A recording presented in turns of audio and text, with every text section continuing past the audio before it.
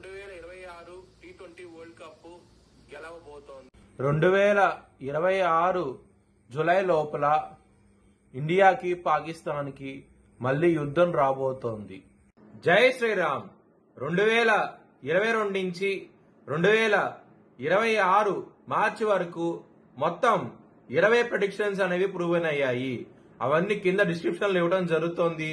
ఇది నిజమా కాదా అనుకుంటే కింద డిస్క్రిప్షన్ లో లింక్స్ ఓపెన్ చేసి చూడండి.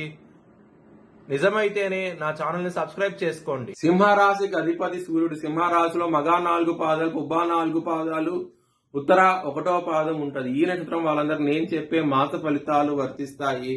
ఈ మాసంలో సింహరాశి వారికి లగ్నంలో కేతు ఉన్నారు. లగ్నాధిపతి అయిన సూర్యుడు 14 ఏప్రిల్ వరకు అష్టమ భావంలో ఉండి 14 ఏప్రిల్ నుంచి నవమ స్థానంలోకి వస్తారు.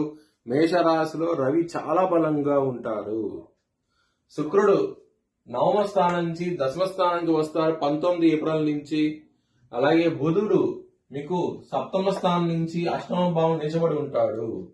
మరియు కుజుడు కూడా 2 ఏప్రిల్ నుంచి ఆయన అష్టమ భావానికి వెళ్తారు. రాహువు సప్తమ స్థానంలో ఉంటారు. గురు భగవాను లాభస్థానంలో ఉంటారు ఈ మాసం అంతాను. ఇది గ్రహస్థితి. సింహరాశి వారికి ఇక్కడ 2వ స్థానం మీద శని భగవాన్ దృష్టి ఉన్నది. 2వ స్థానాధిపతి అయిన బుధుడు నీచపడటం జరుగుతుంది 11 ఏప్రిల్ నుంచి బుధుడు నీచపడటం జరుగుతుంది. దాని మూలం కుటుంబ పరంగా సమస్యలు అవుతే ఉంటాయి. ఈ మాసం అంతా కుటుంబ పరంగా జాగ్రత్తగా ఉండండి. స్ట్రెస్, యాంగ్జైటీ, డిప్రెషన్స్ ఇలాంటివి పెరిగే అవకాశం ఉన్నది. 11 ఏప్రిల్ నుంచి కొంచెం జాగ్రత్త తీసుకోండి. మనీ పరంగా ఏదో విధంగా ధనం అనేది చేతికి వస్తుంది. ఎందుకంటే లాభస్థానంలో గురువు ఉన్నారు కాబట్టి మీకు ధన పరంగా మాత్రం ఎటువంటి లోటు అంటూ ఉండదు.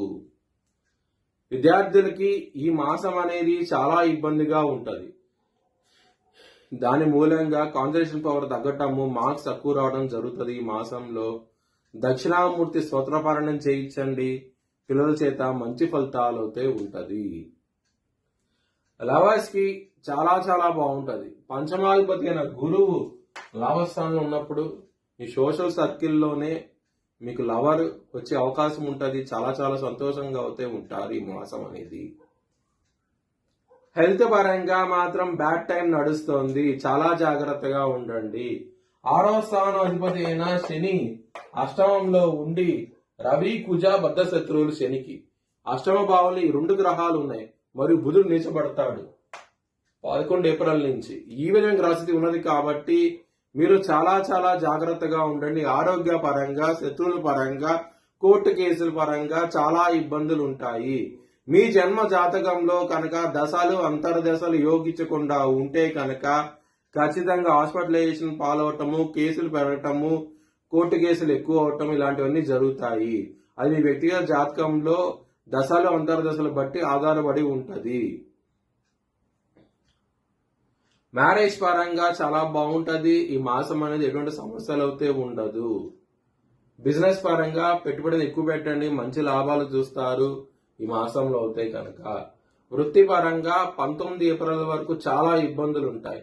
19 ఏప్రిల్ నుంచి ఎప్పుడైతే శుక్రుడు దశమ స్థానంలో ఉంటారు, దశమాధిపతి దశమ స్థానంలో ఉండటం మూలంగా మంచి మంచి ఫలితాలు ఉంటాయి. మీకు పేరు ప్రఖ్యాతులు ఉంటాయి, గ్రోత్ పెరిగే అవకాశం ఉంటది.